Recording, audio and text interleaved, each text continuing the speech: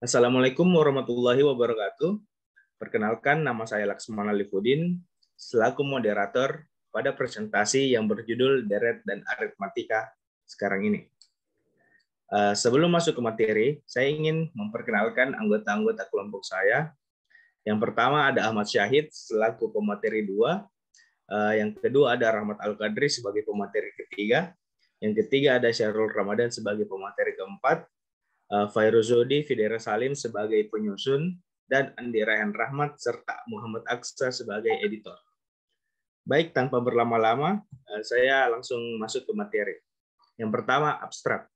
Tujuan penelitian ini adalah untuk menganalisis kesalahan siswa dalam menyelesaikan soal barisan dan deret aritmatika. Penelitian ini perlu dilakukan agar bisa membantu menemukan kesalahan apa saja yang dilakukan siswa sehingga akan lebih mudah menemukan solusi untuk meminimalisir terjadinya kesalahan tersebut dalam pembelajaran. Dalam penelitian ini menggunakan tahapan analisis kesalahan menurut Newman. Analisis data mengacu pada model Miles dan Huberman yang terdiri dari reduksi data, penyajian data, dan penarikan kesimpulan. Selanjutnya, saya serahkan kepada Ahmad Syahid sebagai pemateri kedua. Baiklah, pendahuluan, matematika seringkali dianggap pelajaran yang sulit dipahami bagi sebagian siswa. Salah satu penyebabnya karena matematika itu berhubungan dengan angka, rumus, dan berhitung. Padahal matematika memiliki banyak manfaat dalam kehidupan. Ratnasari et al. 2017 mengungkapkan pelajaran matematika berfungsi untuk membentuk pola pikir anak. Matematika juga berkaitan dengan kemajuan teknologi, sehingga siswa harusnya bisa menguasai pelajaran matematika. Menurut Budi et al. 2015, tujuan utama mempelajari matematika adalah untuk dapat menemukan solusi dari suatu masalah atau soal. Konsep-konsep pada matematika selalu berkaitan satu sama lain. Lebih lanjut, oleh Ristanti et al. tahun 2017 mengatakan jika siswa telah memahami konsep terlebih dahulu, maka akan mudah baginya untuk menerima materi selanjutnya, serta mampu menyelesaikan suatu masalah yang diberikan kepada mereka. Baiklah, saya berikan kepada pemateri selanjutnya. Baik, terima kasih kepada Saudara Syahid. Lanjut ke metode, saya persilahkan kepada pemateri ketiga, Rahmat Al-Qadri, untuk membacakannya.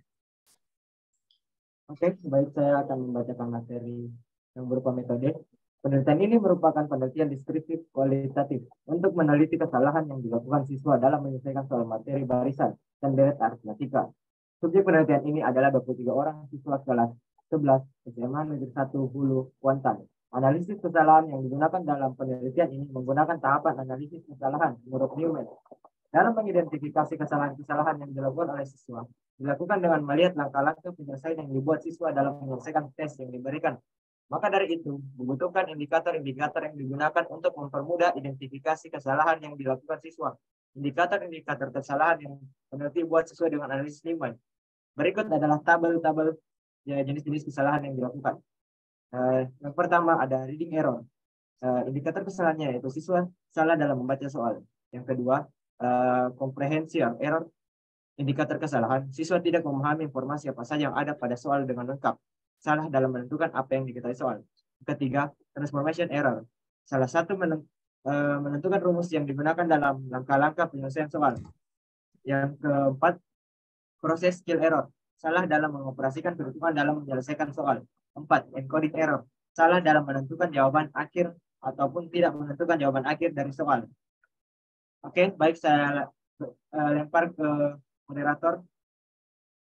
Baik, terima kasih kepada Saudara Rahmat telah membacakan. Selanjutnya, saya serahkan ke pemateri keempat, yaitu hasil dibacakan oleh Syahrul Ramadan. Baik, hasil. Peneliti melakukan analisis jawaban siswa setelah soal diberikan untuk mengetahui kesalahan apa saja yang dilakukan siswa dengan analisis kesalahan Newman. Berdasarkan hasil perhitungan yang telah dilakukan, diperoleh rata-rata persentase tiap aspek kesalahan yang dilakukan siswa berdasarkan banyak siswa yang melakukan kesalahan.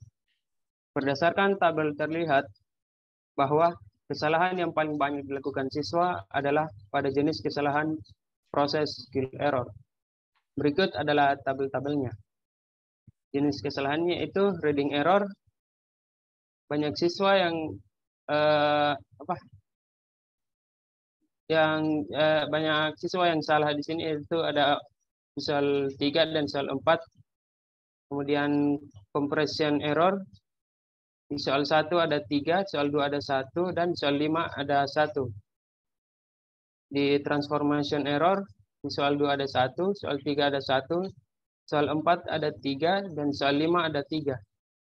Proses skill error, di soal 2 ada 2, soal 3 ada 1, di soal 4 ada 3, dan di soal 5 ada 4.